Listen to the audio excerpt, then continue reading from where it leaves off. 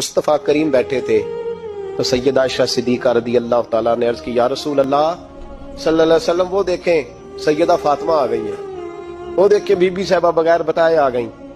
हजरत फातिमा ज़हरा आई, हुजूर ने फरमाया फातिमा बगैर इत्तला के। हुजूर छोटा सा काम था, कैसे आई हो? तो बीबी साहिबा ने ना, औरतों का पल्लू होता है ना चादर का, पल्लू खोला तो एक रोटी बंधी हुई थी, खोल के पेश की। बेटे ये क्या है?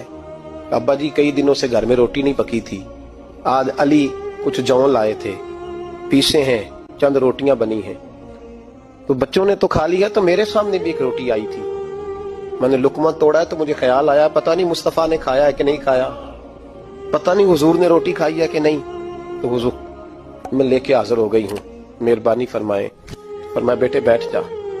हजरत फातिमा भी बैठ गई। सैयदा आयशा कहती हुजूर भी बैठ गए। फरमाया फातिमा कितने दिनों से नहीं खाया? अर्ज की हुजूर 3 दिन से। फरमाया बेटे मैंने 5 दिन से नहीं खाया, आ जा। दोनों बाप बेटी मिल के खाते हैं। रोटी 2 हिस्सों में हुजूर ने बांटी। फरमाया चल आदि तू खा, आदि मैं खाता हूँ।